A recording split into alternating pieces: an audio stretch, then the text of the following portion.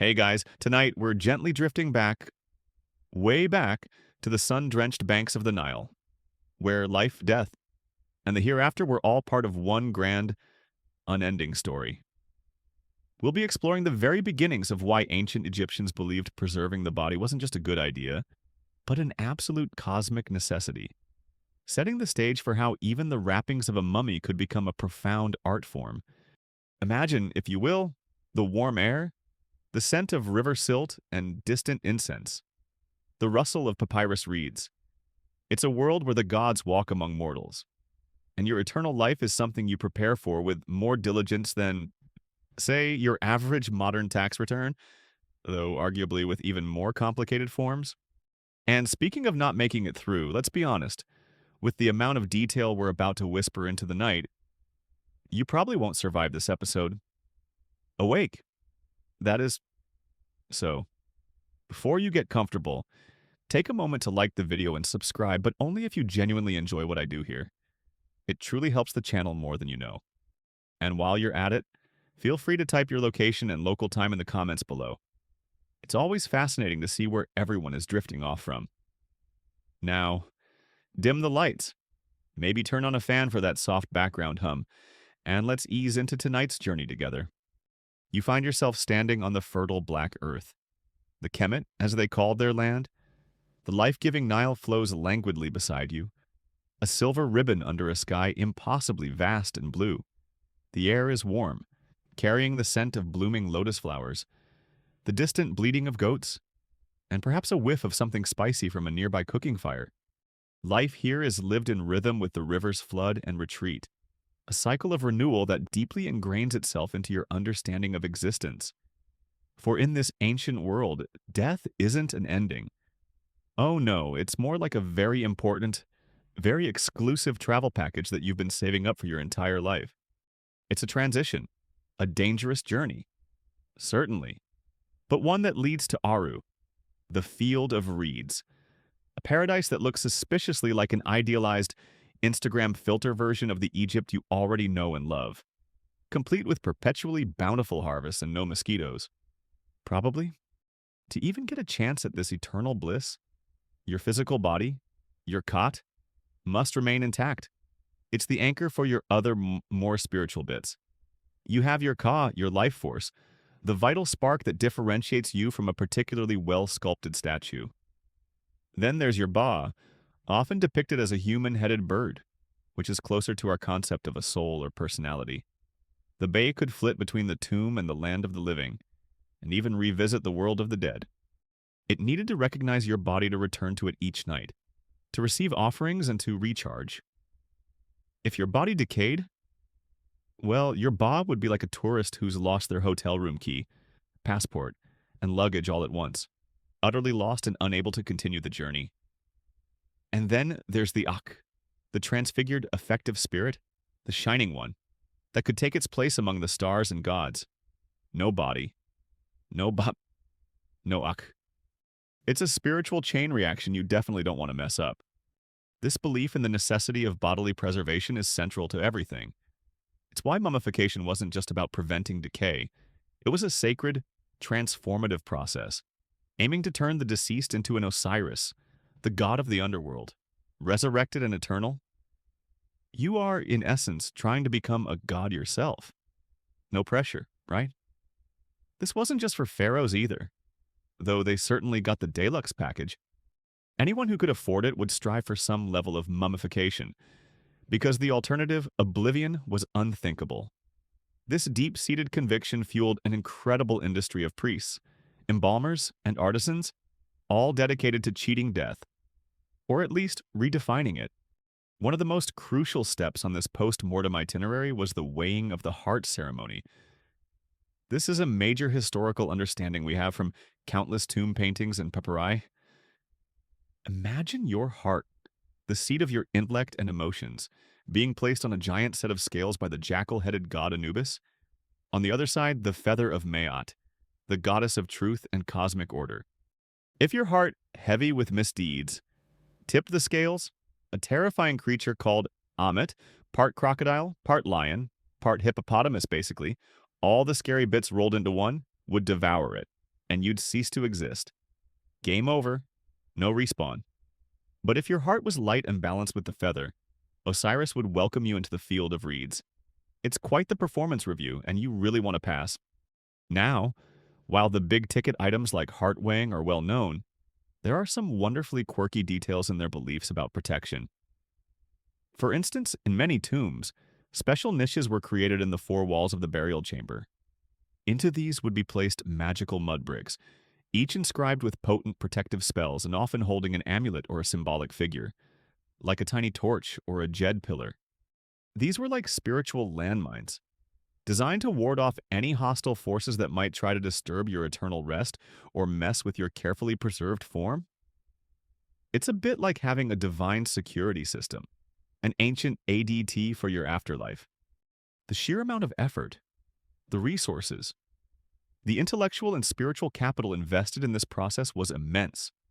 And it makes you wonder, as historians still argue whether the primary motivation for such elaborate mummification, especially as it developed, was purely religious, or if social status and a desire for conspicuous consumption played an equally significant role from the very beginning. Did you need the fanciest wrappings just for the gods, or also to keep up with the Ptolemies next door? It's likely a bit of both, a complex weave of faith and human nature. You wanted to ensure your passage to the afterlife. Yes, but perhaps you also wanted to arrive in style, making a statement that would echo through eternity. After all, if you're going to spend forever somewhere, you might as well make a good first impression, even if it's just on a bunch of deities and your fellow blessed dead. It's a long sleep you're preparing for, and every detail counts. So, you're beginning to grasp just how vital it was for your ancient Egyptian self to keep it all together. Quite literally, for that big journey into the West. Every detail, as we whispered, indeed counted, but long before the rise of elaborate tombs and the specialized skills of the embalmer's workshop. Before the intricate wrapping techniques that would eventually become an art form, the desert itself offered the first, rather stark, clues. You find yourself now in a much earlier time, the pre-dynastic period, millennia before the Great Pyramids pierced the skyline. The air is just as dry, the sun just as relentless. Small communities huddle close to the Nile's fertile strip, but the vast inhospitable desert, the Deshret or Redland, is always there, a silent, watchful presence. Imagine you're part of a small group, perhaps digging a simple pit for a recently departed member of your community. The graves back then weren't grand affairs. Just shallow oval pits scraped out of the hot sand, often on the desert's edge where the land was infertile and wouldn't be missed for farming. You're working under that blazing Egyptian sun, the kind that bakes the moisture out of everything. As you dig, your primitive tools strike something unexpected. Not rock, but something yielding, yet firm. Carefully, you clear away the sand, and there, nestled in the dry earth, is a human form. Not a skeleton, not a mess of decay, but a body, remarkably intact. The skin is shrunken, leathery, and darkened by the natron-rich sand, stretched taut over bones, but it's unmistakably human. You can see the curve of the hip, the line of the jaw, perhaps even wisps of hair still clinging to the scalp, and fingernails perfectly preserved. This isn't a recent burial. This individual has been here for generations. Yet they remain. This, you realize, is the desert's secret it holds onto its dead in a strangely permanent embrace. These aren't ghosts or miracles, but the result of a very natural process. The intense, dry heat of the desert acts like a giant oven, and the sand itself is a powerful desiccant, drawing out all the bodily fluids, the primary culprits in decomposition, before bacteria can get a foothold and do their usual messy work. It's an entirely accidental mummification, nature's own preservation method, and these early encounters must have been profoundly impactful. You can almost hear the collective gasp, the hushed whispers. For a people already developing complex ideas about an afterlife that required the body, stumbling upon such perfectly preserved ancestors would have been a stunning revelation. A divine nod, perhaps, that yes, this is possible, this is how it should be. One of the most famous examples of this natural preservation is the Gebeline man, affectionately nicknamed Ginger due to his reddish hair, who dates back to around 3400 BC. He and others like him, found in their sandy graves, offer us a direct window into these very early stages, looking almost as if they're just sleeping. This discovery was less eureka and more a slow, dawning realization, a natural phenomenon that gradually shaped belief and eventually practice. The deceased in these early pit graves were often laid in a fetal position, curled up on their sides, usually facing west, the direction of the setting sun, which for the Egyptians symbolized the land of the dead. It's a poignant posture, like a return to the womb, or perhaps a preparation for rebirth into the next life. Alongside them, you'd find simple grave goods, clay pots that once held food and drink, perhaps a flint knife or some rudimentary beads. These weren't just casual discards, they were provisions for a journey, an early understanding that death was not the end, and that you'd need a few things for the road. It's quite sweet, in a way, this early hopeful packing for eternity, like a packed lunch for the cosmos. But here's where things get a little tricky. A little bit, oops, we didn't think that through. As Egyptian society grew more complex, so did their burial customs. People of higher status began to desire more protection for their bodies, more elaborate resting places than a simple hole in the ground. They started using reed mats to line the graves, then wooden coffins, and eventually more structured subterranean tombs. It sounds like a good idea, right? More protection, more dignity. The problem was these coffins and tomb chambers, however rudimentary, separated the body from the direct, desiccating contact with the hot sand. And what happens when you seal a body in a confined space without that natural drying agent? Well, nature takes its course in a much less aesthetically pleasing way. Decay. The very thing they were trying to avoid by observing those naturally preserved bodies, they inadvertently encouraged by trying to improve upon the simple pit grave. Some early attempts were probably less eternal stillness and more unfortunate science experiment. This created a significant theological and practical challenge. If the body is essential for the afterlife, and if these new, more advanced burial methods were leading to its destruction, then something had to be done. This is the crucial turning point. This is where the Egyptians likely began to consciously think about how to replicate the desert's preserving effects, even when the body was no longer in direct contact with it. Archaeologists and anthropologists continue to debate the exact point at which Egyptians consciously understood the desiccating properties of the desert sand and began to intentionally leverage this knowledge, versus it being a purely accidental discovery that later informed ritual. Was it a sudden light bulb moment, or a gradual process of trial and error? We may never know for sure. But it's clear that the observation of these natural mummies was the spark. They started experimenting. Perhaps they tried packing the body more tightly with dry materials, or using resin-soaked linens in an attempt to seal it from moisture and decay. These early efforts were likely crude, a far cry from the sophisticated techniques that would later define pharaonic mummification. But every master craftsman starts as an apprentice, and the ancient Egyptians were now apprenticing themselves to the desert, learning its secrets of preservation.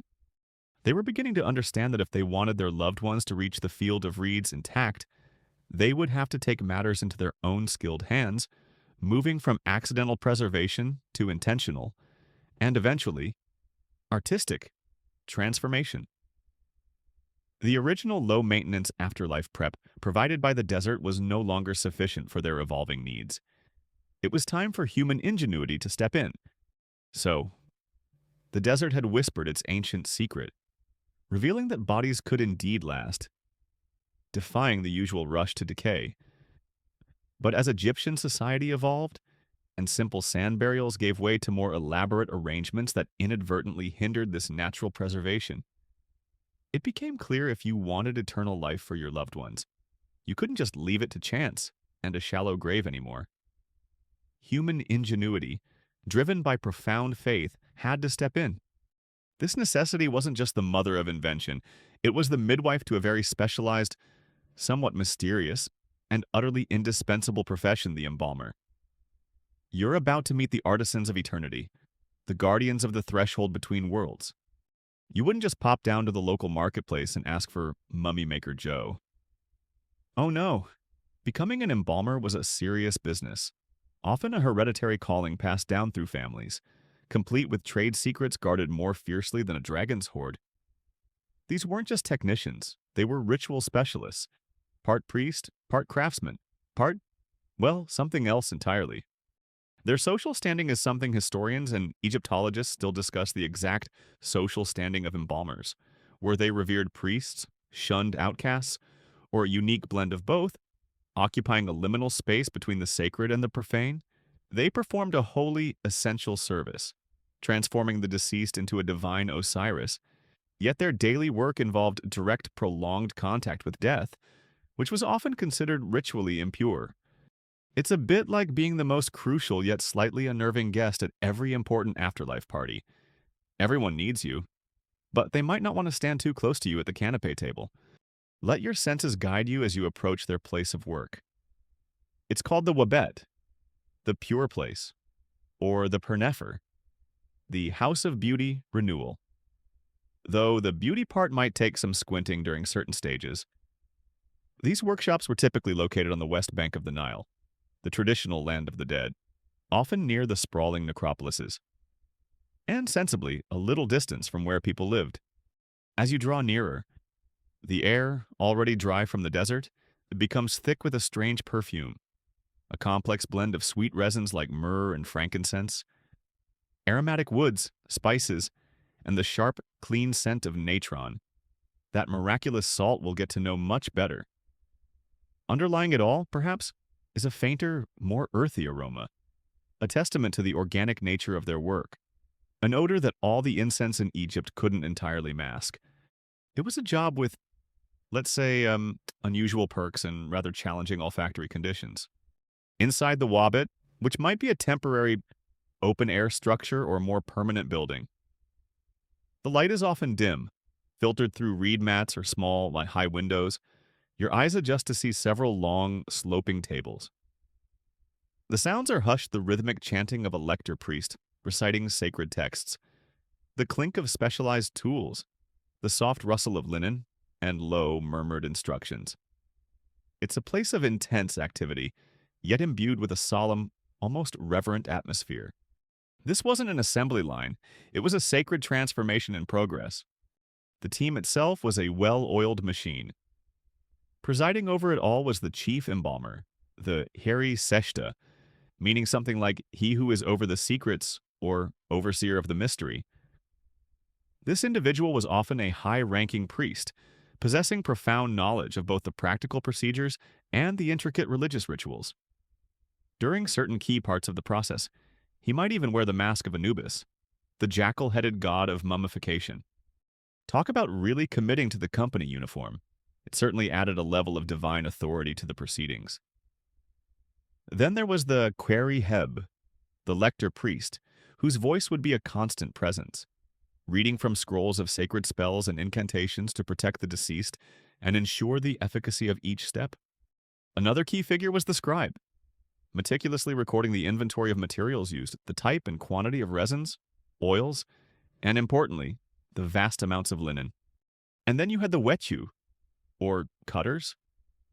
One of these, sometimes called the parashistes, had the ritually dangerous task of making the incision in the abdomen to remove the internal organs. This act, though essential, was symbolically seen as a desecration of the body.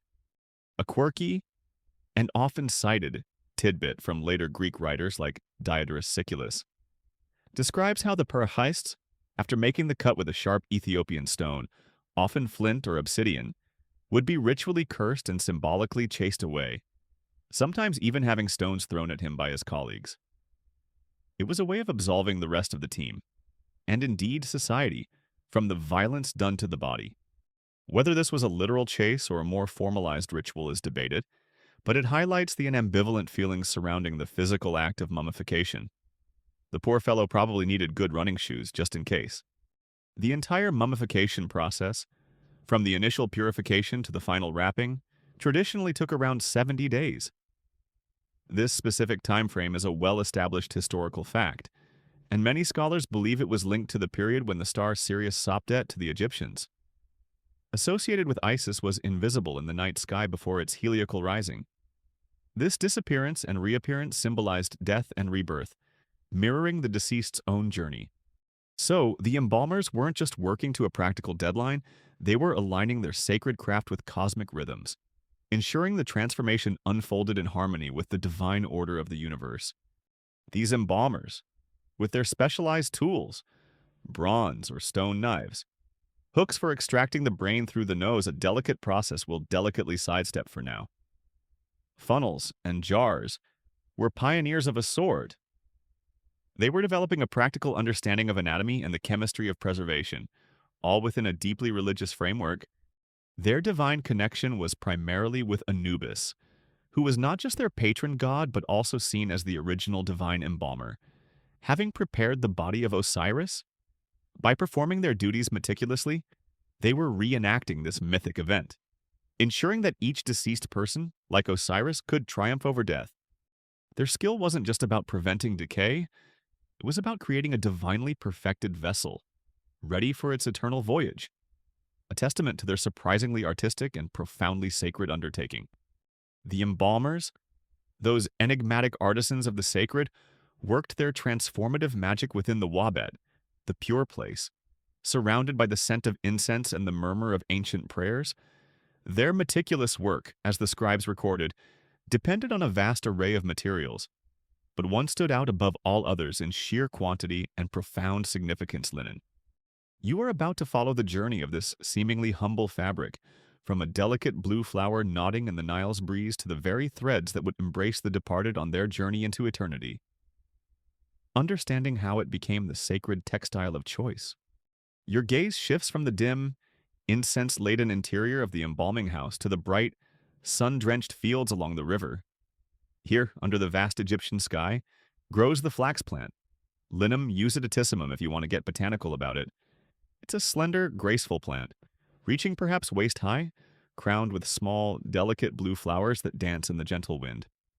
It's not a crop that just grows anywhere. It thrives in the rich, alluvial soil replenished by the Nile's annual inundation, and requires careful irrigation. You see rows upon rows of it, a sea of green and blue, a testament to the agricultural prowess that underpinned so much of Egyptian civilization. While its fibers were destined for glory in the afterlife, flax was also an everyday workhorse, providing material for clothing for the living, tough sails for their riverboats, ropes, lamp wicks, and its seeds, linseed, were pressed for oil or even consumed. Now, you witness the harvest. Unlike grain crops that are cut, flax stalks are pulled up carefully by the roots. This isn't just for thoroughness, it maximizes the length of the precious fibers within. Bundles of these long stalks are then carried off for processing. The first step is often rippling, where the bundles are drawn through a kind of large comb to remove the seed pods. Then comes a crucial and rather fragrant stage known as retting. The flax stalks are submerged in water, perhaps in specially constructed ponds, or often just in the slow-moving canals fed by the Nile. Here, bacteria get to work, gently decomposing the pectin that binds the fibers to the woody core of the stem. It's a process that requires patience and a good sense of timing. The smell, well, let's just say it's uniquely organic, perhaps reminiscent of that forgotten gym sock you once found at the bottom of a locker, but all in the pursuit of creating divinely pure fabric. Once the retting is complete and the fibers are sufficiently loosened, the stalks are dried. Then begins the really energetic part: scutching and heckling.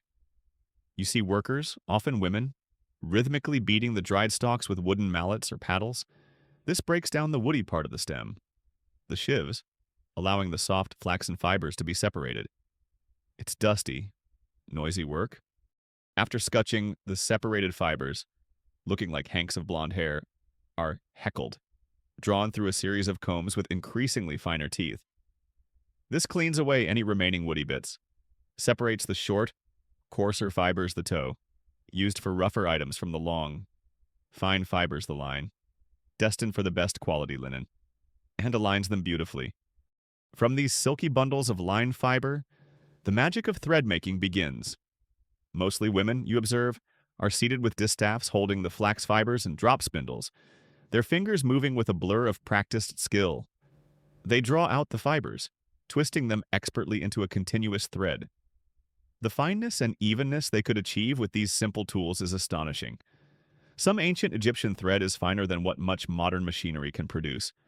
No Wi-Fi needed, just incredible dexterity, immense patience, and probably a few good calluses. This thread, in varying thicknesses, then makes its way to the looms.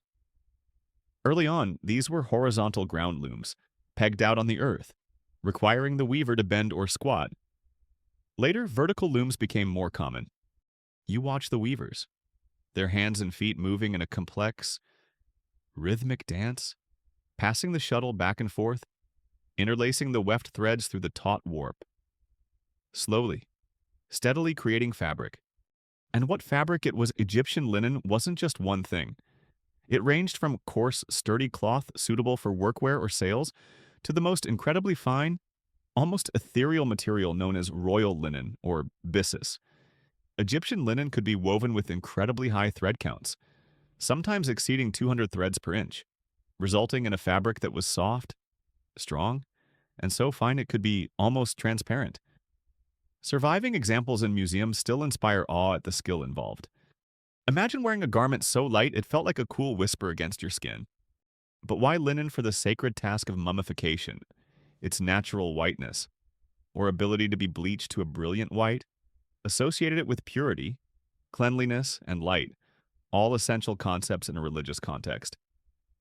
Unlike wool, which came from animals and was considered ritually impure for contact with the divine or the dead, linen, being plant-based, was seen as inherently pure. It was the fabric of priest vestments and temple hangings. It also symbolized wealth and status. And, on a more practical level, it was absorbent and strong. The sheer quantity needed for a single mummy could be staggering. Hundreds of square yards, enough to gift-wrap a small car, though with infinitely more spiritual gravitas. This linen might be specially woven for the burial, or it could be recycled from household linens, old sheets, discarded clothing, carefully washed and torn into strips. Sometimes, these linen bandages bore laundry marks, names of estates, or even the year of their original production, offering tiny personal glimpses into the past. One particularly fascinating, though perhaps less common, practice was the inscription of linen. Sometimes linen bandages or shrouds were inscribed with hieroglyphic texts, often potent spells or excerpts from the Book of the Dead, or even detailed lists of offerings. This meant that protective magic and essential provisions for the afterlife were literally woven and written into the deceased's final layers of protection. And as for where all this linen came from, well, the scholars continue to explore the complex supply chains for funerary linen. Was it primarily a state-controlled industry tied to temples?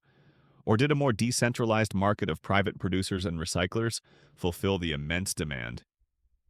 It was likely a mix. A vast network ensuring that when the call came from the Wabet, the threads of eternity were always ready. This humble plant, transformed by so many skilled hands, was about to play its crucial role in the art of mummy wrapping.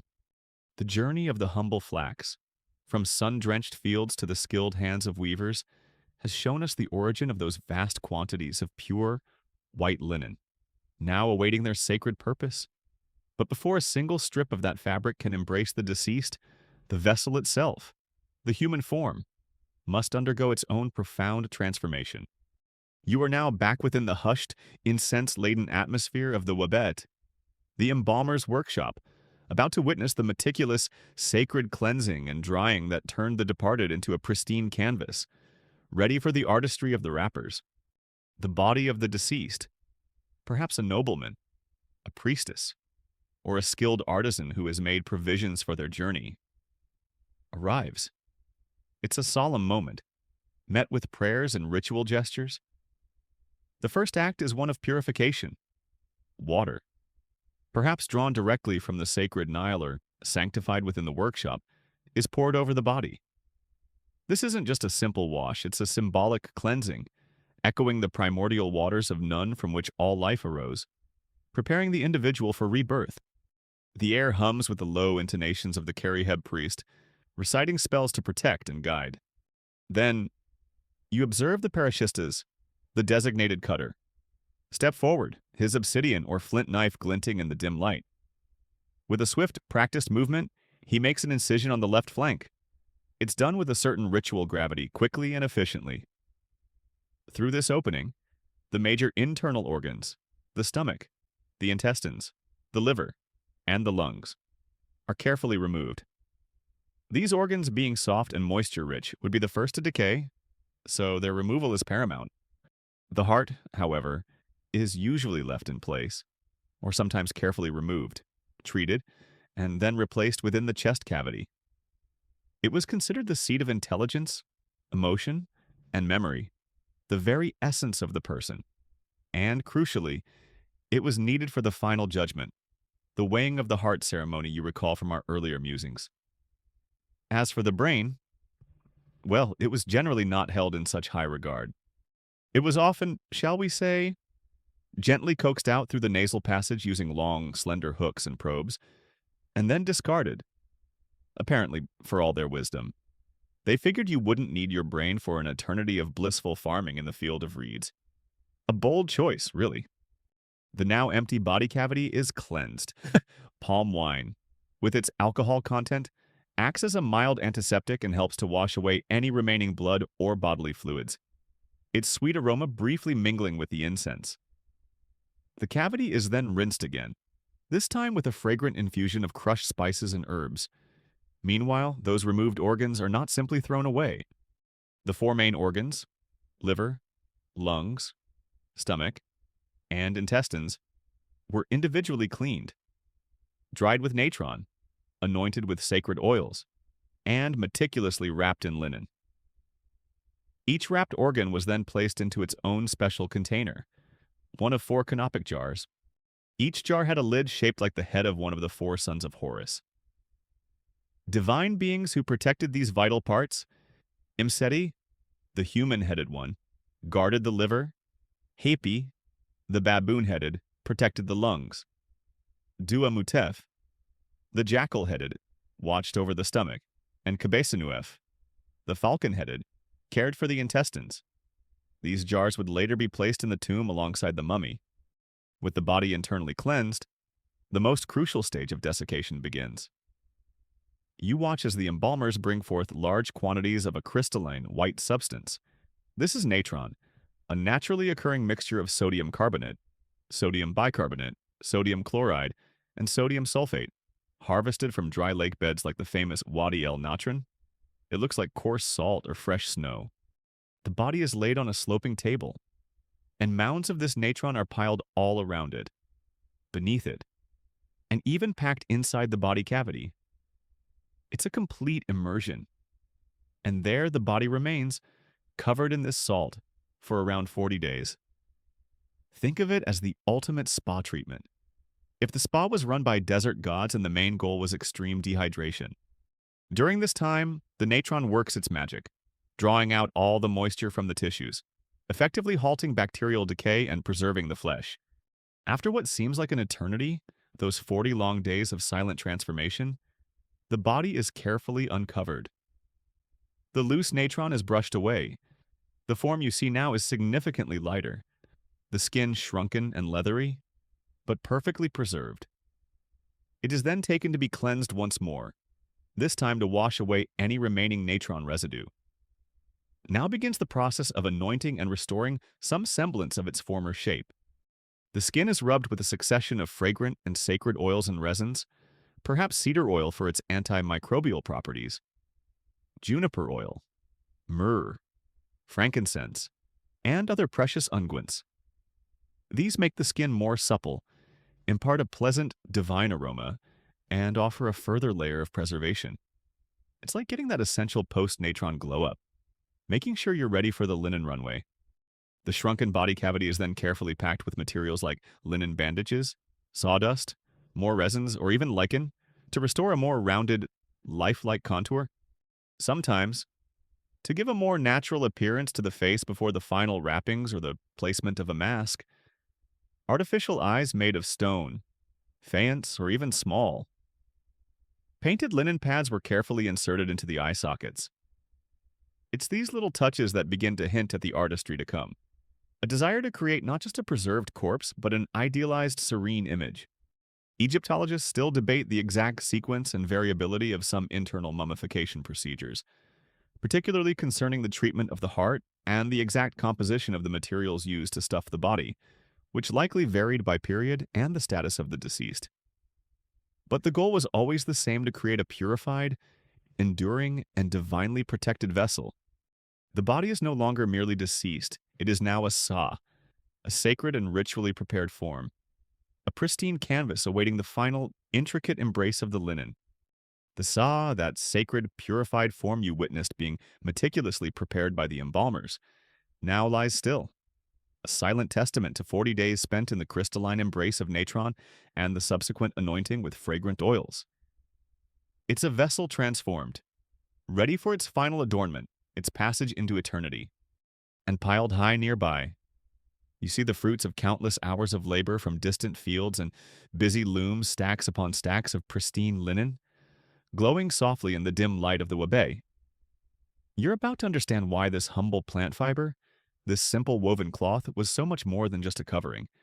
It was imbued with layers of profound symbolism, a fabric woven with magic, protection, and the promise of rebirth. You reach out, in your mind's eye, and touch the linen. Feel its texture. Some of it is fine and smooth, cool against your imagined fingertips, almost like silk. Other bundles are coarser, more utilitarian, yet still radiating an aura of cleanliness. Its overwhelming whiteness is the first clue to its power. In a land where the sun god Ra reigned supreme, white was the color of purity, of sacredness, of light itself. It was the antithesis of the darkness of the tomb, the chaos of non-existence. This wasn't just any white, it was a ritual whiteness, often achieved through bleaching in the relentless Egyptian sun, a purity reflecting Ma'at, that fundamental concept of truth, balance, order, and justice that govern the cosmos and every individual's life. To be wrapped in white linen was to be enveloped in Mayhat, to be aligned with cosmic order as you face the trials of the underworld. Think of the priests you've seen in temple ceremonies, clad in spotless white linen robes. Think of the statues of the gods themselves, often draped in the finest linen. By swathing the deceased in this same material, the embalmers were ritually elevating them, dressing them for a divine audience, for their new existence among the gods. The mummy, wrapped in layers of this radiant fabric, became an an illuminated one, a shining spirit. The linen itself became a shroud of light, dispelling the shadows of death, a beacon to guide the Bay soul back to its bodily anchor. It was like being given your own personal wearable aurora borealis for the afterlife, from sails that caught the Nile's winds to the shirts on their backs. Linen was the ancient Egyptian multi-tool fabric, but its role in sacred shrouding was its highest calling. This idea of protection was paramount. Each layer of linen wasn't just a covering, it was a shield. As the bandages were wound around the body, they weren't merely securing the physical form, they were creating a spiritual fortress. With each turn of the cloth, the priest might recite incantations, weaving spells of protection directly into the fabric. These layers would guard against malevolent spirits, unseen dangers lurking in the duat, the underworld, and even the lingering threat of physical decay. The sheer volume of linen used is a testament to this. The mummy of a Middle Kingdom court official named Wa, for instance, was discovered to have been wrapped in an astonishing amount of material, hundreds of square meters of linen, including not just bandages but also large sheets, meticulously layered. If you thought your own linen closet was at capacity, imagine an ancient Egyptian embalmer's workshop. They were deeply serious about their thread counts and their protective layers. This act of wrapping, this careful swaddling, also carried deep connotations of rebirth. You see the body, now compact and stabilized, being enveloped much like a newborn infant. This wasn't accidental. It was a powerful symbol of the deceased being born anew into the afterlife, emerging from the womb of the mummification process as a transformed being. The linen bandages were the swaddling clothes for this new, eternal life. The first garments for an existence that would, ideally, last forever. It was less about preserving an ending and more about preparing for a brand new, albeit very different, beginning. Of course, The quality and quantity of linen also spoke volumes about status.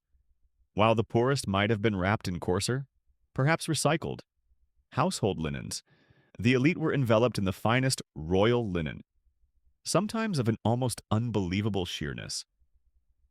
The expense of such vast amounts of high-quality material meant that a well-wrapped mummy was also a clear display of wealth and social standing, a final testament to the resources one could command even in death. Donations of linen by family members or high officials were considered acts of piety, contributing to the deceased's successful transition, but also subtly underscoring the donor's own importance. While pure white was the dominant and most symbolically charged color, sometimes variations occurred. Egyptologists continue to explore the nuanced meanings of different qualities, and even occasional colors of linen used in funerary contexts were subtle variations in weave or hue, deliberate symbolic choices, or simply reflections of available resources occasionally. Shrouds might be dyed, perhaps a pale pink from the safflower plant, or a yellow ochre, each color potentially holding its own layer of meaning, regeneration, divinity, or gold-like imperishability. However, for the intimate wrappings closest to the body, the emphasis remained steadfastly on that luminous, sacred white. And as these bandages were prepared, sometimes a little extra magic was literally tied into them. A truly delightful and quirky tidbit is the occasional practice of incorporating magical knots into the linen strips during the wrapping. Specific knots, like the ankh-shaped Tayet knot, the knot of Isis, symbolizing protection and life, could be tied at strategic points. Each knot a tiny, tangible prayer, a concentrated point of magical power, ensuring the spell was bound tightly to the one it was meant to protect. It's like having a series of divine little security tags woven into your eternal PJs. So, as you stand in the quiet of the Wabet, the air thick with anticipation, the saw lies prepared, and the mountains of linen wait, you can almost feel the concentrated ritual power in the room. This isn't just cloth, it's a sacred medium, a tapestry of belief, ready to play its crucial role in one of the most elaborate and artful rituals ever conceived. A ritual that turned a simple covering into a profound statement of faith and a surprisingly beautiful art form. The layers of linen were akin to the most sacred, high-stakes game of pass the parcel ever conceived, with the ultimate prize being eternity. The sacred linen, gleaming white and imbued with layers of protective magic, lies in readiness. The saw, the purified and anointed body, awaits its final embrace. You feel a hush fall over the Wabet as the most intricate phase of the mummification ritual begins the wrapping. This is no mere bundling, it's a slow, deliberate act of sculpting, a meticulous enshrouding that will transform the human form into an idealized, divine effigy. You observe the initial, careful swaddling, the very first threads that begin this profound metamorphosis. The wrapping team, perhaps the same skilled wet you who assisted in the earlier stages, or specialists dedicated to this art, gather around the prepared body. Their movements are practiced, economical, and imbued with a deep reverence. The Hiri Seshta, the chief embalmer, may oversee the process, ensuring every detail aligns with sacred protocols, while the Kari Heb, the lector priest, stands nearby. His voice a constant, gentle stream of incantations and prayers. These words are as vital as the linen itself, activating the protective power of the wrappings, consecrating each layer. Before the first true bandages are applied, a fine linen shroud might be laid gently over the body, a soft initial veil. Then comes the resin. You see it being warmed, a dark, viscous liquid, perhaps coniferous resin, or pistachio resin. Its sharp, clean scent mingling with the lingering aromas of myrrh and cedar wood from the anointing. This warm resin is then poured in delicate streams or painted onto parts of the body or the initial shroud. It will act as an adhesive, helping the bandages cling securely, as a sealant against any residual moisture or insect activity, and as yet another layer of magical protection. It's like the original divine superglue, blessed by Anubis, guaranteed to hold until the end of time, or at least until a very patient archaeologist with a tiny brush comes along centuries later. Small amulets, perhaps faience beads representing life and regeneration, or a potent scarab beetle, might be placed directly on the skin or nestled within these first sticky layers, their power sealed in. Now, the true artistry begins, often starting with the extremities. You watch, fascinated, as the wrappers take incredibly fine strips of linen, perhaps only an inch or two wide, and begin to meticulously wrap each individual finger and each toe. It's painstaking, delicate work, each digit cocooned separately before the hand or foot as a whole is wrapped. This incredible attention to detail ensures that the human form, even in its most delicate extensions, is preserved and defined. Talk about a meticulous manicure for eternity. No smudged polish to worry about here. Once the digits are secured, the wrappers move on to the limbs. Each arm and each leg is wrapped separately, from the ankles up to the thighs, from the wrists up to the shoulders. They don't just wind the bandages around, they use them to subtly sculpt and shape. Extra wads of linen might be tucked into hollows, plumping out areas that became shrunken during the desiccation process. This is where the body truly begins to be transformed from a mere preserved corpse into an idealized figure. The arms might be positioned straight along the sides, or particularly for royalty or high-status individuals, crossed over the chest in the classic Osiris pose, a symbol of majesty and rebirth. These positions are secured with careful, tight bandaging.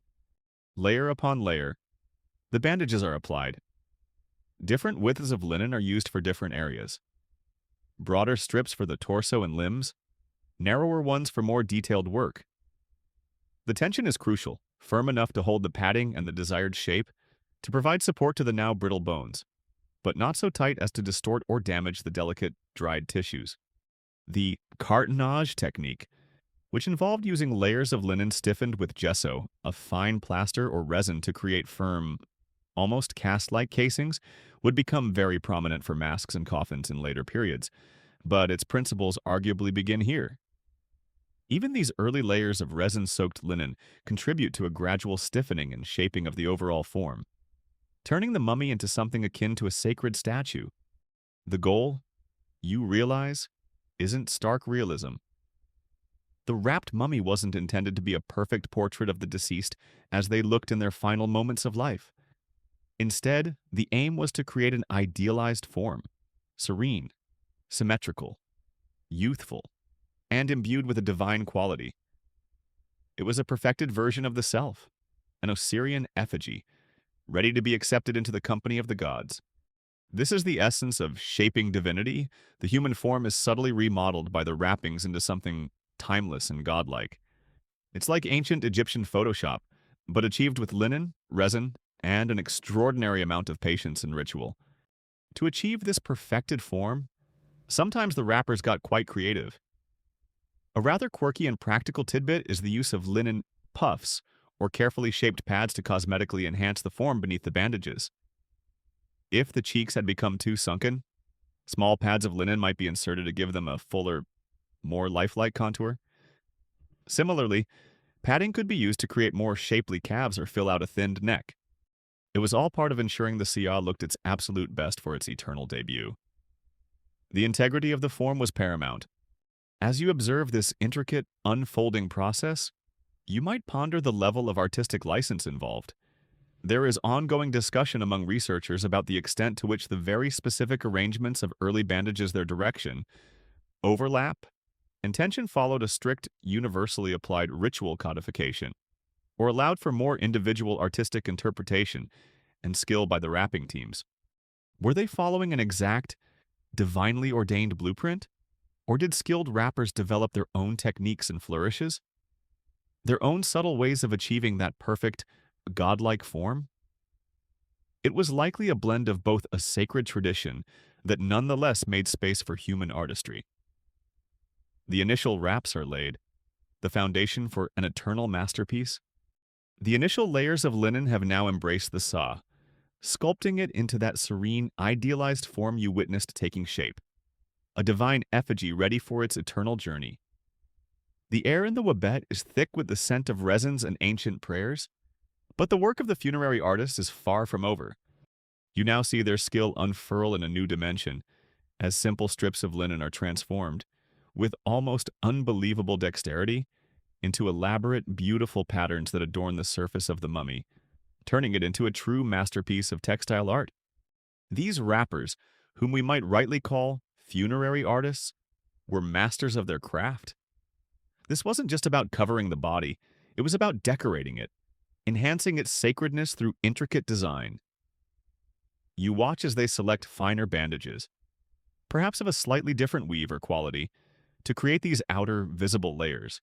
Their fingers, stained with resin and imbued with generations of skill, move with a dancer's precision.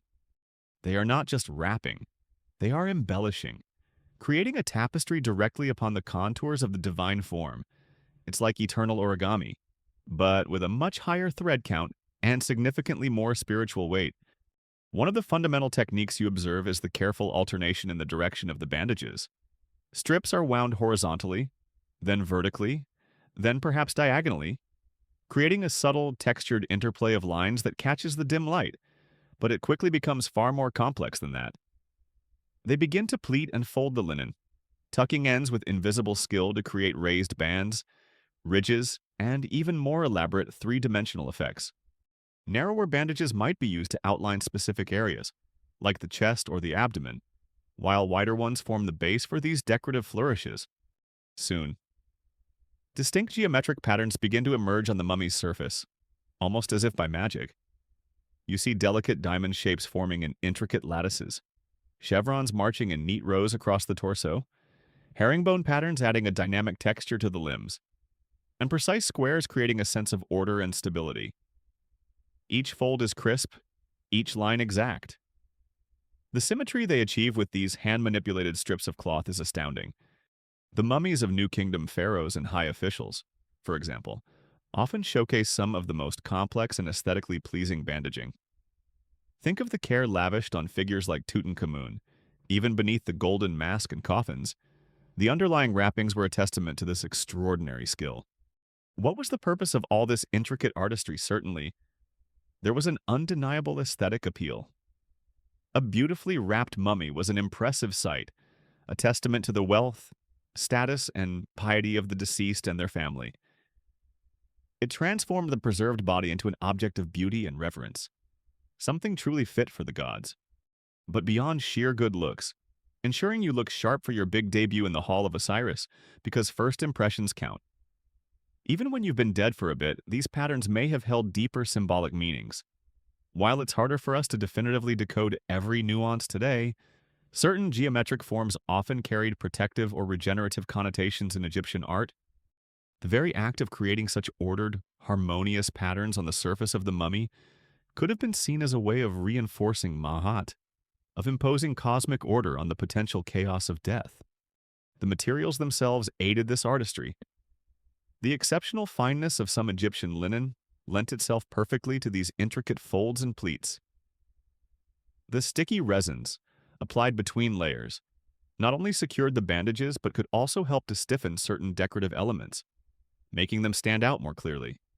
Sometimes, you see the artists using small, carefully shaped linen pads or rolls tucked beneath these outer patterned bandages to give more pronounced relief to the designs, creating a subtle play of light and shadow across the mummy's form. This wasn't just wrapping, it was low-relief sculpture and textile. It's worth noting that such elaborate patterning wasn't a universal standard for every mummy across all 3,000 years of pharaonic history, nor for every social class. The most complex examples tend to come from periods of great wealth and artistic flourishing, like the New Kingdom, and were typically reserved for royalty and the highest echelons of society. However, the underlying principle of careful, methodical, and respectful wrapping was a constant. Even simpler mummies were usually wrapped with a degree of care that spoke of the deep importance of the ritual. To ensure such high standards were maintained, and that apprentices learned these complex techniques correctly, it's quite plausible that practice mummies, or dummy forms made of reeds or wood, were used for embalmers in training to hone their wrapping skills before they were allowed to work on an actual human deceased. One can only imagine the patience required to master these intricate folds, a skill likely passed down from master to apprentice over generations. As you watch these funerary artists at work, it's impossible not to be struck by their dedication. These weren't your average gift wrappers from the local department store. These individuals were the Olympic champions of bandage art, their nimble fingers weaving not just linen, but also protection, status, and a profound beauty into the final form of the departed. Egyptologists and textile specialists actively debate whether the complex geometric patterns found on some mummies were purely decorative, meticulously planned for aesthetic effect, or if they encoded deeper symbolic meanings and apotropaic functions that are not yet fully understood. Perhaps the patterns themselves were a kind of silent visual prayer, a textile hymn to the gods, ensuring the deceased was not just preserved, but presented in the most perfect and potent way possible. The simple linen strip, in their hands, becomes a brushstroke, painting a final, intricate portrait of divinity. The outer layers of the mummy are now a breathtaking tapestry of intricate folds and geometric patterns, a testament to the skill of the funerary artists who have transformed simple linen into a work of devotional art. But the protection and power imbued in this sacred creation run deeper than these visible embellishments.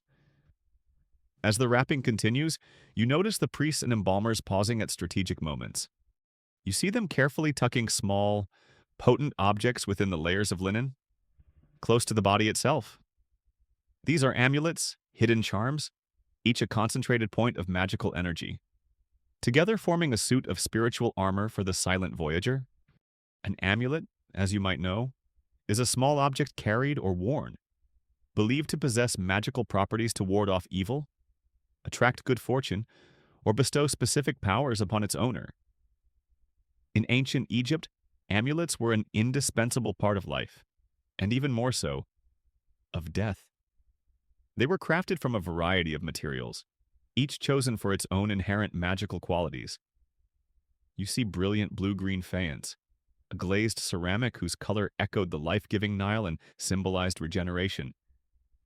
There are amulets of deep blue lapis lazuli, evoking the heavens and divine wisdom, rich red carnelian, pulsing with energy and vitality, vibrant turquoise, associated with joy and protection, and solid, grounding jasper, gold.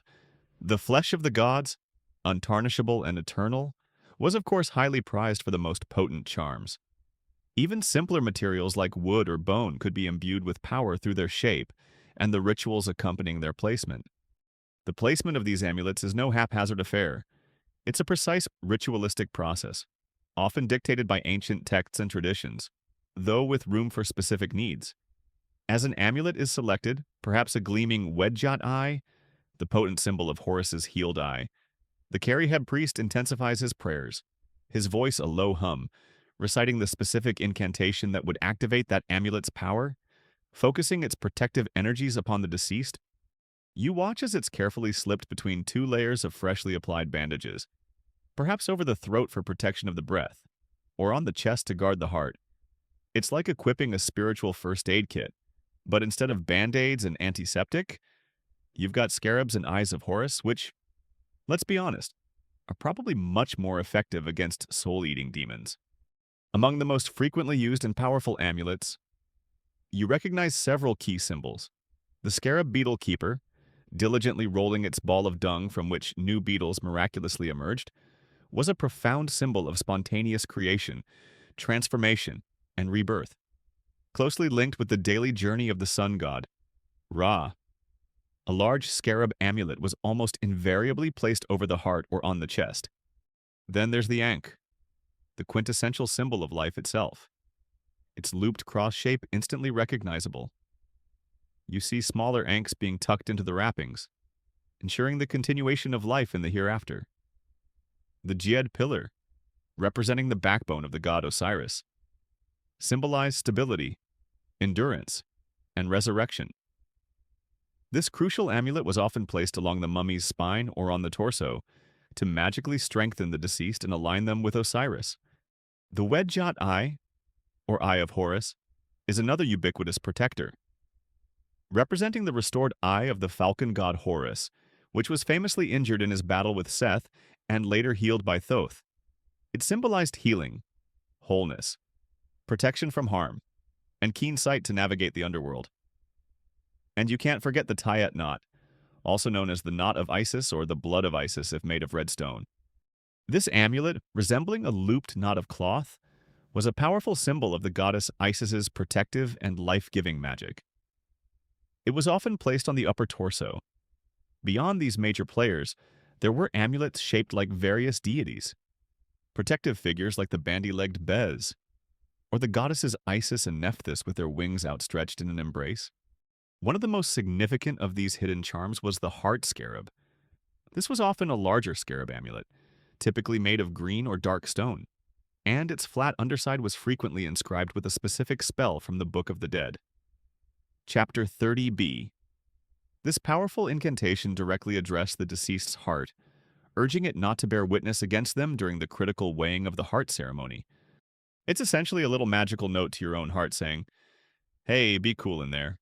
Don't spill all my secrets when we get to the big weigh-in with Osiris. Let's keep this on the down low." A rather ingenious piece of spiritual litigation, ensuring your most intimate organ didn't inadvertently sabotage your chances of eternal bliss. These amulets, carefully layered within the linen bandages, collectively formed that spiritual armor. Each charm a buckler, each spell a breastplate, equipping the deceased to face the perils of the Duat, the shadowy underworld, and to pass the judgment of the gods. While their beauty and craftsmanship were often exquisite, their primary purpose was intensely practical from an Egyptian perspective. They were vital tools for survival and triumph in the afterlife.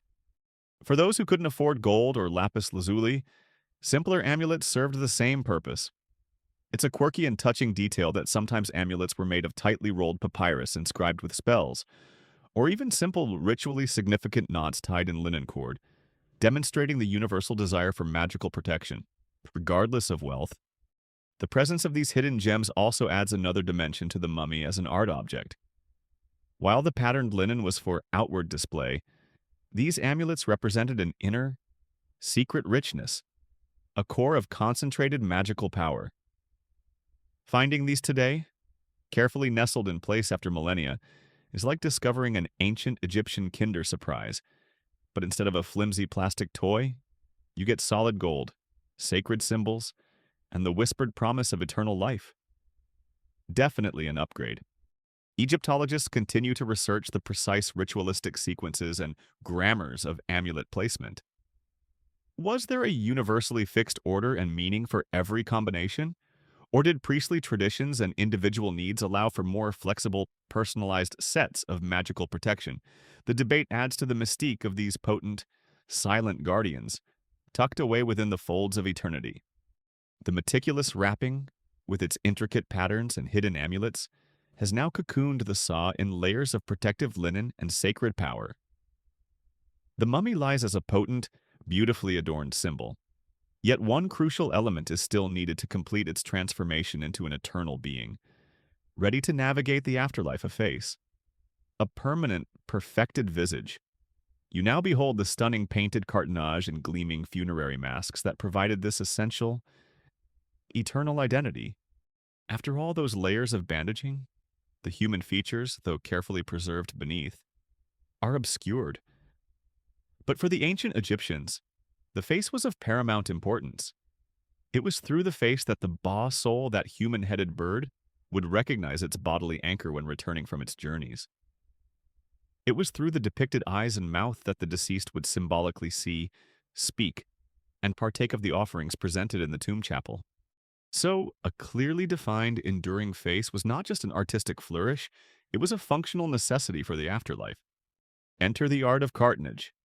Imagine a kind of ancient, sacred papier-mâché, scraps of linen, or sometimes papyrus from old, discarded documents giving us fascinating glimpses into everyday life when they're later studied, were soaked in plaster or type of gesso, then layered over a mold, often directly over the mummy's head and shoulders, or sometimes formed separately. Once dried, this created a hard, lightweight, and surprisingly durable shell. This cartonnage could form a mask, covering just the head and chest, or in later periods, especially during the Ptolemaic and Roman eras, it might encase the entire mummified body in a brightly painted, mummy-shaped shell, complete with an idealized face and elaborate symbolic decoration. You see these surfaces coming alive with vibrant mineral pigments, rich reds, deep blues from lapis lazuli dust, sunny yellows, and verdant greens. Hieroglyphs proclaiming the deceased's name and titles, prayers to the gods, and scenes of adoration or journeying through the underworld would cover these cases.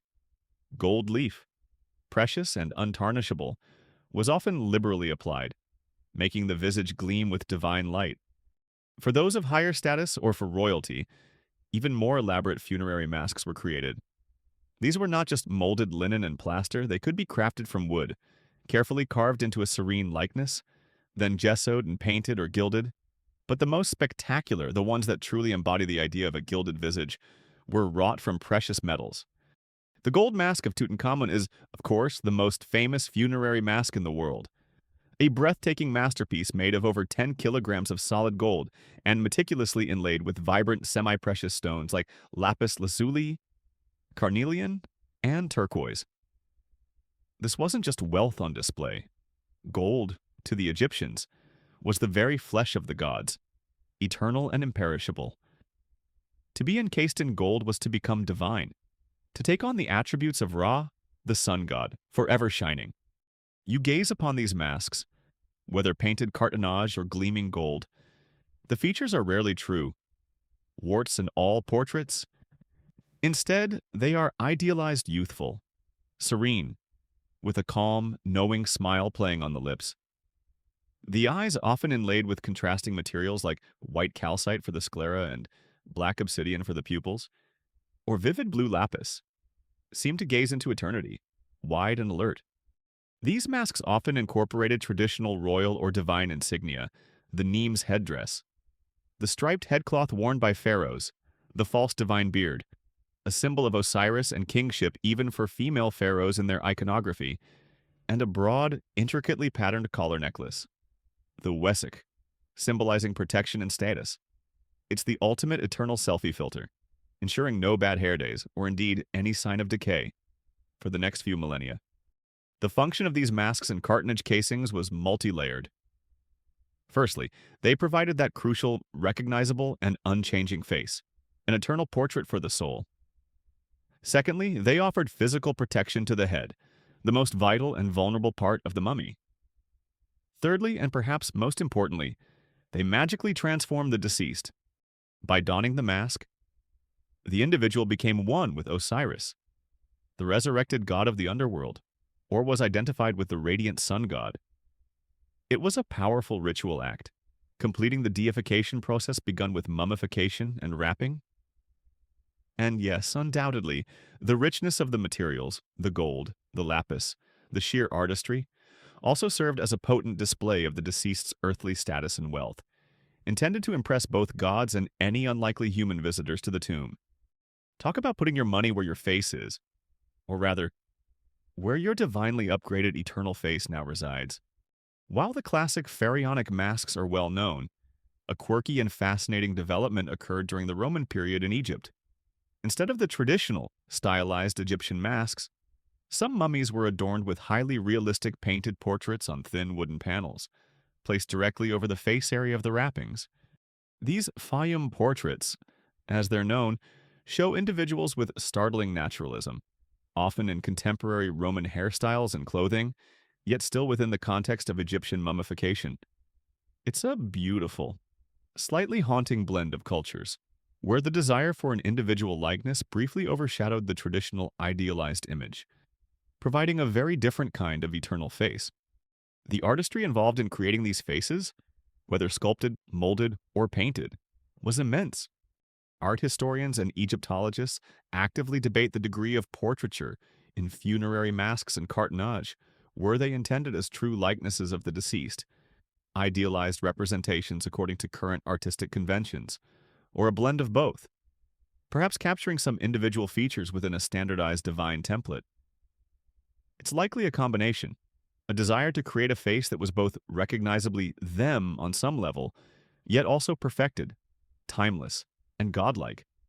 Those inlaid eyes, in particular, give the mummy that "I'm eternally serene and all-knowing" look, which is probably quite useful when navigating the complexities of the underworld and standing before the divine judges.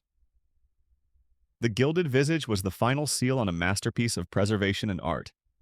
The gilded visage, whether a serene cartonnage mask or a resplendent golden effigy, now gazes out with timeless calm, providing an eternal face for the departed.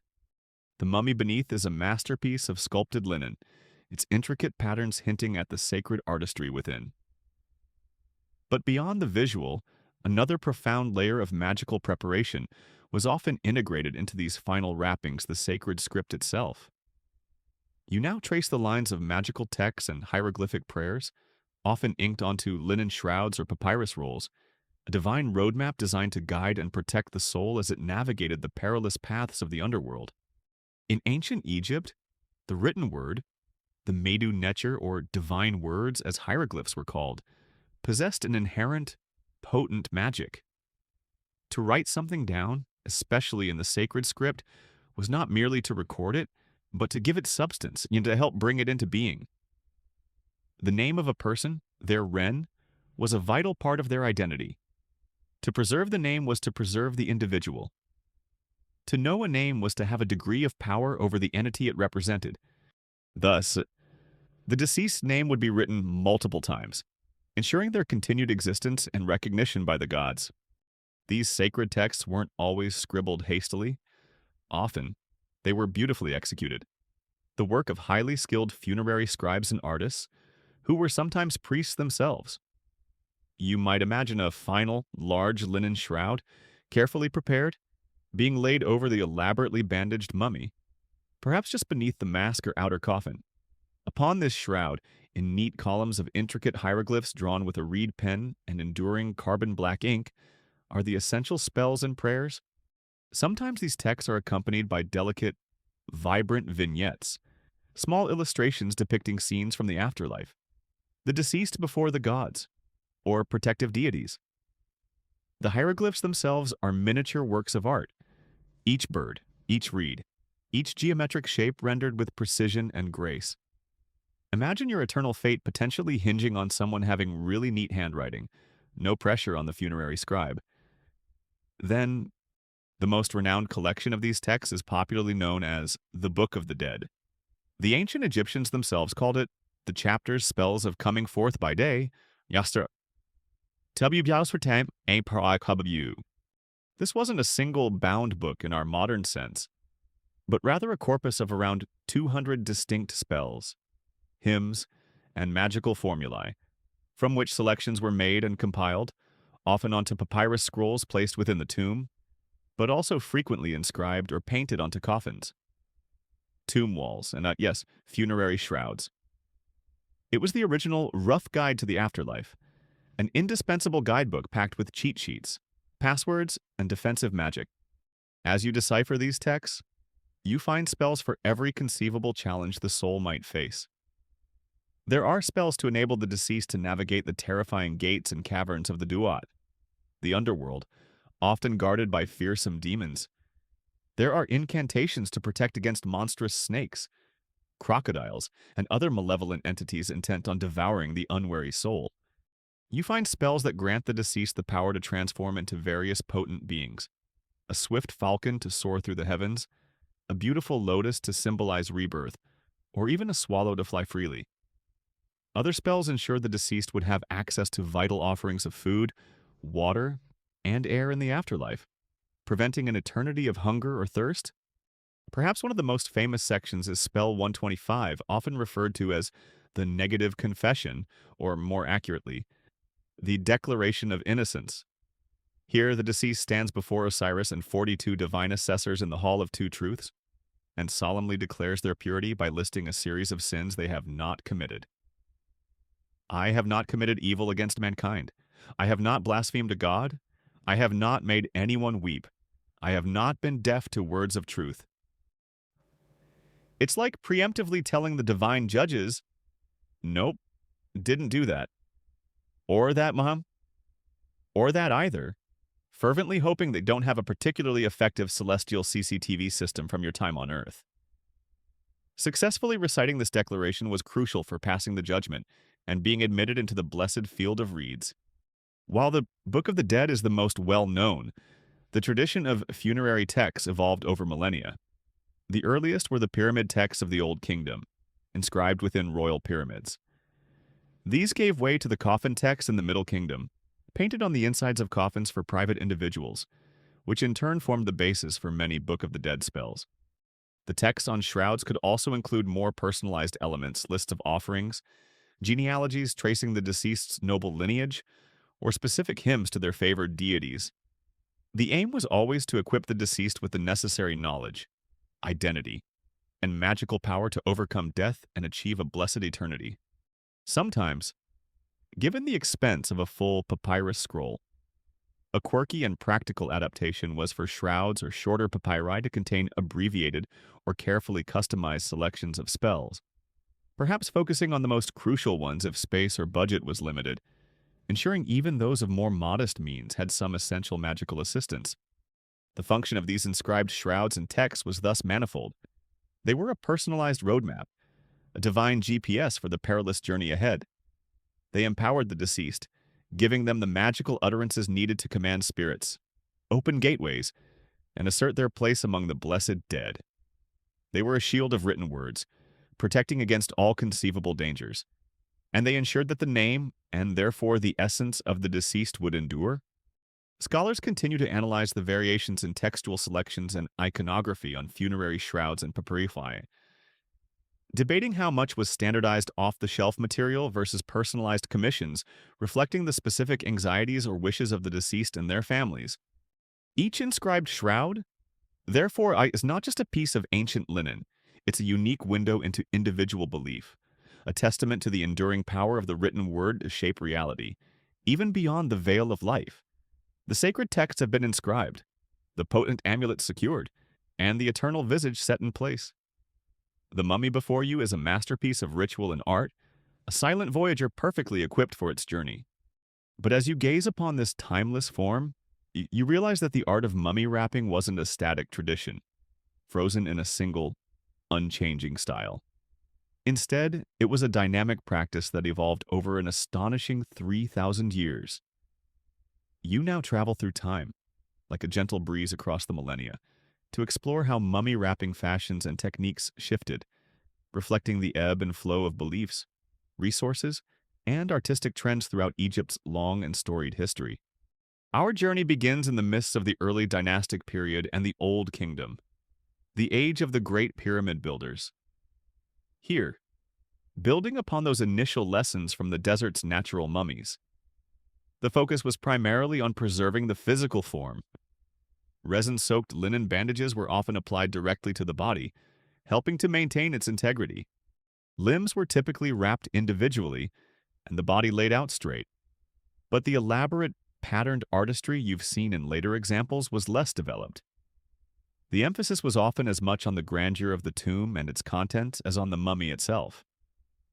These were the early adopters of eternal chic, perhaps not as flashy as later styles, but they were laying the groundwork, setting the trend for millennia of afterlife couture. As we drift into the first intermediate period and then the flourishing Middle Kingdom, you notice a significant development. Mummification becomes more accessible to a wider range of private individuals, not just royalty. With this, the techniques for wrapping become more refined. Cartonnage masks, those beautifully painted linen and plaster visages, grow in popularity for those who couldn't afford solid gold. The quality of linen used and the care taken in its application could be exceptionally high. The Mummy of Wa, a Middle Kingdom official whose wrappings we've touched upon before, is a superb example from this era, discovered with an astonishing quantity of meticulously applied linen sheets and bandages, showcasing the dedication to preservation even for non-royal but high-status individuals. You begin to see more distinct patterns emerging in the bandaging, a growing sense of aesthetic consideration in the outer layers. Then, you arrive in the New Kingdom, often hailed as the golden age of Egyptian power, wealth, and, consequently, mummification and wrapping artistry. This was the era of legendary pharaohs like Hatshepsut, Thutmose III, Amenhotep II, Tutankhamun, and Ramesses the Great. Their mummies, and those of their elite courtiers, represent the zenith of the embalmer's and wrapper's craft. You witness incredibly intricate geometric patterns, diamonds, chevrons, squares, executed with breathtaking precision. Careful padding was used to create an idealized, youthful, and divine physique. Liberal amounts of resin, sometimes darkening the bandages to a deep brown or black, were used to solidify the form and enhance the sculpted appearance. The positioning of the arms became highly symbolic, often crossed over the chest for pharaohs, signifying their Osiris-like divinity. Amulets were numerous and meticulously placed within the layers. This was the true haute couture of the afterlife, each royal mummy a bespoke creation, designed to impress in the Hall of Osiris and endure for eternity. Moving forward into the Third Intermediate Period and the Late Period, Egypt experienced times of political fragmentation and foreign incursions. This sometimes, though not always, led to shifts in mummification quality. However, innovation continued. One notable change was the practice of wrapping the internal organs and returning them to the body cavity, sometimes with accompanying wax figures of the four sons of Horus, rather than exclusively placing them in canopic jars. Mummies from this era can sometimes appear overstuffed, with a very rounded, almost plump silhouette created by packing materials, over which intricate bandaging was then applied. Elaborate bead net shrouds, made of thousands of colorful faience beads woven into intricate patterns and depicting deities and protective symbols, became highly fashionable, draped over the wrapped mummy. As Alexander the Great ushers in the Ptolemaic period, Greek culture begins to blend with ancient Egyptian traditions. Mummification and elaborate wrapping certainly continued. You observe mummies with very intricate external bandaging, often creating raised diamond or square patterns that are almost architectural in their precision. The bodies often have a somewhat stiffer, more formalized appearance. Cartonnage masks remain popular, sometimes featuring gilded faces but with hairstyles and features that show a subtle Greek influence. Full-body cartonnage casings, beautifully painted with traditional Egyptian religious scenes, are also common. Finally, you drift into the Roman period. Egypt is now a province of the Roman Empire, and while mummification persists for several centuries, it undergoes further transformation. For many, the internal processes of evisceration became less common or were simplified. The focus shifted dramatically to the external appearance. Wrapping styles became highly stylized, often featuring incredibly complex geometric patterns, almost like basket weave, created with narrow bandages. Sometimes, small linen buttons or studs were applied to the intersections of these patterns, adding a decorative, almost upholstery-like effect. Perhaps they were adding a bit of punk rock bling to the traditional mummy look. Very edgy for 2 AD, and as we've glimpsed before, the most striking and quirky innovation of this era was the inclusion of Fayum portraits, vividly realistic panel paintings of the deceased in Roman attire, placed over the face area of the mummy. It's a poignant fusion, the Roman desire for individual likeness meeting the ancient Egyptian imperative for eternal preservation. What drove these fascinating shifts in fashion over 3 millennia? It was a complex interplay of factors involving religious beliefs about the afterlife and the nature of divinity. The availability of resources, fine linen, and imported resins were costly. Periods of political stability fostering artistic development versus times of hardship leading to shortcuts. And, of course, changing artistic tastes and the influence of foreign cultures. Archaeologists and historians constantly reassess the socio-economic drivers behind changes in mummification styles. Were shifts in wrapping techniques primarily due to evolving theological understanding? Cost-cutting measures in times of hardship, or the influence of changing artistic fashions and regional preferences, like any enduring art form? Mummy wrapping adapted, innovated, and reflected the world around it, all while steadfastly serving its core purpose to protect and perfect the body for its journey into forever. You've journeyed through the millennia, witnessing the remarkable evolution of mummy wrapping, from the simple resin-soaked linens of the Old Kingdom to the incredibly intricate patterned masterpieces of later dynasties. You've seen the golden masks, deciphered the sacred texts, and understood the potent magic of hidden amulets. But as you reflect on all this elaborate care, this astonishing artistry, a fundamental question begins to surface. One that historians and Egyptologists still gently ponder: were these intricate wrappings solely for the cold, hard practicalities of religious rites? Or were they also a deliberate, conscious artistic expression, a pursuit of beauty for its own sake? Or perhaps for the sake of the gods? It's a fascinating question because the ancient Egyptians didn't quite have a word for art in our modern art for art's sake sense. They probably wouldn't have understood a minimalist modern art gallery. But what exactly does it do for your Kai, this perfectly white canvas? They might genuinely inquire about a Malevich painting, their creations, the towering statues, the vibrant tomb paintings, and yes, the meticulously wrapped mummies were almost always functional. They served a purpose, usually a religious one, aimed at ensuring Mayat, that cosmic order and truth, or facilitating the journey to the afterlife. The closest concept might be Hemet, which translates roughly to skill, craft, or clever workmanship. And certainly the embalmers and wrappers possessed Hemet in abundance. Beauty, or Nefer, was also incredibly important, but it was often intrinsically linked with goodness, completeness, effectiveness, and divine order. A Nefer thing was a good, perfect, and effective thing. So, let's consider the argument for primarily ritual. Every single step of the mummification process, as you've seen, was steeped in religious significance, often accompanied by specific prayers and incantations recited from sacred texts. The ultimate goal was the preservation of the physical body and its transformation into a divine saw, an Osirified being capable of achieving eternal life. The materials chosen, the pure linen, the fragrant resins, the powerful amulets of specific shapes and colors, all had deep symbolic meanings and were believed to possess magical properties essential for this transformation.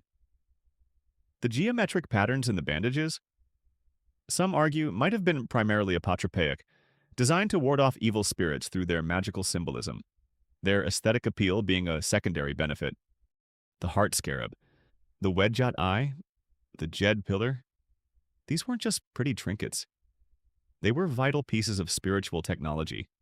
Yet, when you gaze upon the almost unbelievable intricacy of the bandaging on a New Kingdom royal mummy, the perfect symmetry of the diamond patterns, the crispness of the pleats, the sheer elegance of the overall form, it's hard not to feel that something more than just stark ritual necessity is at play. The skill and time invested in achieving such visual perfection often seem to go far beyond what would be minimally required for preservation or basic magical protection. This is where the argument for deliberate artistic expression gains strength. The desire to create an idealized Nefer form, a beautiful and perfect vessel for the eternal soul, seems palpable. The variations in style across different dynasties and regions also suggest evolving aesthetic preferences and artistic innovation, not just subtle shifts in religious doctrine. The tomb of the New Kingdom architect Ka and his wife Merit, for example, discovered intact at Deir el-Medina, contained their perfectly preserved mummies, coffins, and a wealth of everyday and funerary objects. While not royal, the exceptional quality of their mummification and the artistry of their coffins and grave goods demonstrate that immense care and aesthetic consideration were extended to important non-royal individuals, suggesting this artistic intent was widespread. Perhaps the most sensible way to look at it, as you drift in these ancient currents of thought, is that for the ancient Egyptians, ritual and art were not mutually exclusive categories as they often are for us. They were deeply intertwined, two sides of the same sacred coin. What was ritually effective was often also beautiful, and in turn, what was made beautiful, with skill and devotion, could enhance the ritual's efficacy. A perfectly wrapped mummy, adorned with exquisite patterns and radiating an aura of divine serenity, was arguably a more potent vessel, more pleasing to the gods, and a more fitting home for the returning Ka and Ba. The Hemet of the wrappers, their artistic skill, was an integral part of the ritual's power. Maybe the gods were indeed impressed. You can almost hear them. Oh, look, Osiris, this one clearly put in the effort. Such a lovely chevron pattern, very Nefer. VIP section in the field of reeds for them, Anubis. And who was the intended audience for this artistry primarily? The gods, who would judge the deceased and welcome them into the afterlife. The mummy had to be ritually pure and aesthetically perfect to be acceptable in their divine presence. The deceased's own spirit, their Ka and Ba, was also a key audience, needing to recognize and be drawn to its transformed body. And while tombs were sealed, the very act of creating such a masterpiece of funerary art for a loved one was a profound demonstration of piety, love, and social status for the family and community involved in the burial rites. A quirky thought entertained by some scholars is that the intricate, repetitive, geometric patterns in mummy bandaging might not only have been symbolic but could also have served as evidence of specific workshop traditions or even subtle signatures of master rappers or their schools. Just as art historians can sometimes identify the hand of a particular Renaissance painter, perhaps future analysis might reveal distinct hands or stylistic preferences among different embalming workshops. Hinting at organized schools of wrapping art, the very definition of art in an ancient Egyptian context continues to be debated by scholars. Was the careful embellishment of a mummy a conscious aesthetic pursuit? Or was beauty simply an inseparable byproduct of creating a ritually perfect and effective vessel for eternity? The truth, most likely, lies in a beautiful synthesis. So, was it ritual or art? As you drift deeper into understanding, the answer that resonates is a gentle, sleepy yes. They were one and the same, a holistic expression of a profound belief in eternal life and the power of human skill to help achieve it. You have wandered through the grand halls of Egyptian belief, marveling at the profound artistry and deep ritual that transformed the deceased into divine beings, their forms meticulously wrapped in sacred linen, guarded by amulets, and identified by eternal visages. For millennia, this tradition of mummification and the intricate art of wrapping that accompanied it stood as a cornerstone of their civilization, a testament to an unwavering faith in eternal life. But, as with all things, even traditions that span 3,000 years eventually encounter the currents of change. You sense now a shift in the wind, a gradual transformation as economic tides turn and new beliefs begin to whisper through the land, leading to simplifications, new forms, and eventually the fading of this ancient art. As we drift beyond the splendor of the New Kingdom, into what historians call the Late Period, a time often marked by political instability and foreign rule, including Persian occupations, you begin to notice subtle alterations. While high-quality mummification certainly continued, especially for the elite, the consistent excellence of earlier eras sometimes wavered. Economic pressures might have led to certain shortcuts. Perhaps the internal niceties, the meticulous evisceration and organ treatment, weren't always performed with the same rigor, with a greater emphasis being placed on the outward appearance, the visible shell. The practice of wrapping the organs and returning them to the body cavity, sometimes accompanied by wax figures of the four sons of Horus, rather than placing them in separate canopic jars, becomes more common during these later dynasties. The arrival of Alexander the Great ushers in the Ptolemaic period, and with it, a fascinating cultural fusion as Greek traditions begin to intermingle with deeply entrenched Egyptian customs. Mummification remained a vital practice, and the art of wrapping could still be incredibly elaborate. You see mummies from this era with exceptionally intricate external bandaging, creating raised geometric patterns of diamonds and squares that are almost architectural in their precision. Yet, sometimes, the bodies beneath these splendid casings were less perfectly preserved internally than their New Kingdom predecessors. There's often a characteristic, stiff but somewhat board-like appearance to Ptolemaic mummies, a result of the techniques and materials used. Cartonnage masks, often gilded, might now feature hairstyles with a distinct Greek influence, even as they depicted traditional Egyptian deities and symbols. Then, Egypt becomes a province of the mighty Roman Empire. This is where the transformations become even more pronounced. For many, mummification starts to lean more towards an external show. Some Roman period mummies, particularly those of the general populace, might look impressive on the outside, but an X-ray would reveal that the internal evisceration was often neglected or performed superficially. It's a bit like those very fancy gift baskets. Looks absolutely amazing on the surface, but perhaps a little less substantial once you get past the elaborate cellophane and ribbons. All about that curb appeal for eternity. The focus was increasingly on the exterior. The wrapping itself could be incredibly stylized, with complex, almost basket weave or latticework patterns created with narrow linen strips, sometimes adorned with applied linen buttons or studs at the intersections. And, of course, there are the striking Fayum portraits we've glimpsed, Those vividly realistic paintings on wooden panels that replaced the traditional, idealized masks, a clear nod to Roman artistic sensibilities. One curious development during the Roman period, which speaks to a shift in religious practice, was the boom in animal mummification. Millions of cats, ibises, falcons, crocodiles, and even shrews were mummified, often to be sold as votive offerings to pilgrims visiting the temples of various gods. This mass production, however, sometimes meant cutting corners. X-rays of these animal mummies have revealed that many were fakes, cleverly wrapped bundles of rags, feathers, or just a few miscellaneous bones, rather than a complete animal.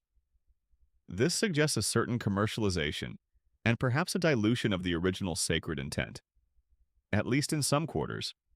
What fueled these changes, economic factors certainly played a significant role. The cost of fine linen, imported resins, natron, and the highly skilled labor of embalmers and priests was considerable. Periods of economic downturn, shifts in wealth distribution, or increased taxation under foreign rule would inevitably impact who could afford traditional, high-quality mummification. In some poorer or later burials, you see mummies wrapped with whatever linen was available, sometimes recycled from old sales or even patched domestic clothing, a poignant indicator of dwindling resources or shifting priorities. But perhaps more profound were the changing beliefs. The influence of Greek and Roman philosophies, which often had different conceptions of the soul and the afterlife that didn't place such a heavy emphasis on the physical preservation of the body, began to permeate Egyptian society. New mystery cults gained popularity, and then came the most decisive shift: the rise of Christianity. With its core belief in a spiritual resurrection rather than a physical one requiring bodily integrity in the Egyptian style, Christianity offered a different path to eternal life. Mummification, with its elaborate rituals and polytheistic associations, was increasingly viewed as a pagan practice. Coptic Christians in Egypt adopted simpler burial customs, often just wrapping the deceased in a plain shroud. By the 4th and 5th centuries AD, imperial edicts against pagan practices further hastened the decline. Turns out the new hot ticket to the afterlife didn't require quite so much linen or organ removal, a much simpler booking process. Really? And so, the ancient art of mummification and the intricate craft of mummy wrapping began to fade. The specialized knowledge, passed down through generations of embalmers, was gradually lost. After more than 3,000 years, this central pillar of Egyptian culture, this profound artistic and religious expression, eventually drew to a close. It was the end of an era, and one imagines, a lot of very skilled linen artists and embalmers found themselves needing to explore new career opportunities. Historians and theologians continue to explore the complex interplay of factors that led to the decline of mummification, debating the relative weight of economic decline, the appeal of new religious philosophies like Christianity, versus a potential internal exhaustion or transformation of ancient Egyptian religious traditions themselves. The silence that fell over the Wabet, the embalmer's workshop, marked the end of a truly extraordinary chapter in human history. You stand now at the cusp of ages, having journeyed through the silent workshops, the sun-drenched flax fields, and the hushed tombs of ancient Egypt. You've witnessed the profound dedication, the sacred rituals, and the astonishing artistry that transformed mortal remains into eternal effigies, their forms meticulously swaddled in layers of linen that were both shield and sculpture. The great tradition of mummification, with its intricate art of wrapping, eventually yielded to the tides of new beliefs and changing times, its secrets fading into the desert sands. Yet, its legacy, these wrapped echoes from millennia past, continues to resonate, captivating our imaginations and offering invaluable windows into the heart of Egyptian civilization. For centuries, these ancient guardians of eternity lay undisturbed, their world forgotten. Then, with Napoleon's expedition to Egypt at the turn of the 19th century, and Jean-François Champollion's groundbreaking decipherment of hieroglyphs a couple of decades later, ancient Egypt was dramatically reintroduced to the Western world. What followed were waves of Egyptomania, a fervent fascination with all things Egyptian. This unfortunately led to some rather ghoulish episodes, like the infamous Victorian mummy unwrapping parties, where mummies purchased by wealthy collectors were publicly unraveled as a form of macabre entertainment. The ultimate dinner party spectacle. If your idea of a thrilling evening involves ancient dust, fragile bones, and the faint possibility of unleashing a pharaoh's curse, a bit different from a quiet game of charades, wouldn't you say?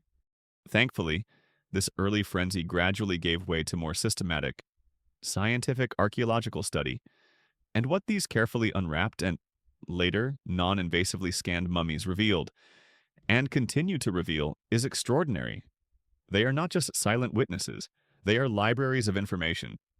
Through paleopathology, the study of ancient diseases, the scientific analysis of royal mummies like Ramesses II or Tutankhamun, often employing X-rays, CT scans, and even DNA analysis, has provided priceless insights into their health conditions, approximate age at death, family lineages, and the specific embalming techniques used.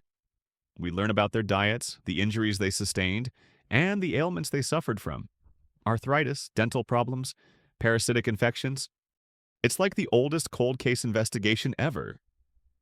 CSI Nile Valley and the mummies, after millennia of silence, are finally talking thanks to modern technology. The wrappings themselves, those countless yards of linen, tell their own stories. Textile specialists study the fineness of the weave, the types of flax used, the bleaching and dyeing techniques, revealing the sophistication of ancient Egyptian textile production. The intricate patterns, the cartonnage masks, the jewelry, and the amulets tucked within the folds speak volumes about their artistic conventions, their craftsmanship, and their deeply held beliefs. The very quality and quantity of materials used can illuminate social structures, indicating who could afford the most elaborate afterlife preparations. And the texts, whether on shrouds or papyri, continue to deepen our understanding of their religious thought, their mythology, and their hopes and fears about the journey beyond life. Why, after all this time, does ancient Egypt, and particularly its mummies, still hold such a powerful grip on our collective imagination? Perhaps it's the sheer antiquity, the allure of a civilization so distant yet so advanced. Perhaps it's the fundamental human fascination with death, and the possibility of transcending it, a quest for immortality that the Egyptians pursued with such unparalleled dedication. Or maybe it's simply the undeniable artistry, the incredible skill and patience poured into each preserved individual, turning them into unique works of art. Museum exhibitions featuring Egyptian artifacts consistently draw huge crowds, and documentaries continue to explore their mysteries, ensuring their stories live on in popular culture. Of course, our relationship with these ancient remains has also evolved. There's a growing awareness of the ethical considerations involved. Museum curators and ethicists worldwide continue to grapple with the complex questions surrounding the display and scientific study of ancient Egyptian human remains. Balancing the quest for knowledge and public education with the imperative to afford dignity and respect to the deceased from another culture and time, the shift is towards treating mummies not as objects of curiosity, but as human individuals who deserve our reverence. And what of the art form itself, having journeyed through its every stage, from the harvesting of flax to the final gilded mask?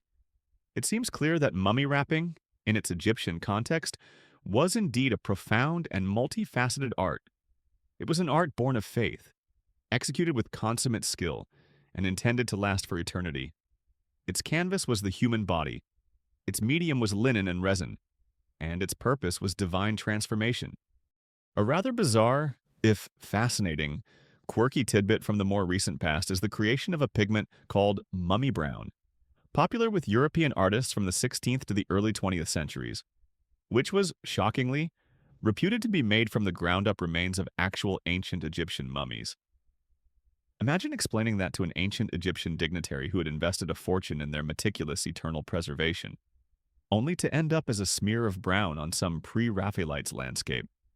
They'd probably demand a refund from the embalmer, and rightly so. The wrapped legacy of ancient Egypt is therefore far more than just preserved bodies. It's a legacy of belief, of artistry, of incredible human ingenuity in the face of mortality. It's a story whispered in linen, painted in gold, and written in divine words. And so our long journey through the sands of time, exploring the delicate and profound art of mummy wrapping in ancient Egypt, gently draws to a close. You've walked beside priests and artisans, felt the texture of ancient linen, and sensed the cool gleam of gold in dimly lit tombs.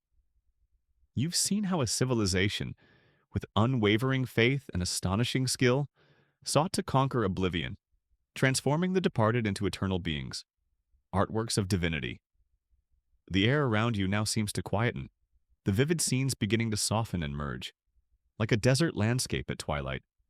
The scent of incense and ancient resins fades into the gentle hum of your own quiet room. The voices of the lector priests, reciting their timeless spells, become a soothing whisper, a lullaby from a world long past. Let the intricate patterns of the bandages, the serene gaze of the golden masks, and the deep peace of the Egyptian belief in an eternal, ordered afterlife settle around you like the softest of linen shrouds. There is no need for further journeying tonight. You are safe, you are comfortable, and a deep, restful peace awaits. The story is told, the knowledge shared, and now it is simply time to drift, to dream, to let go into the quiet embrace of the night.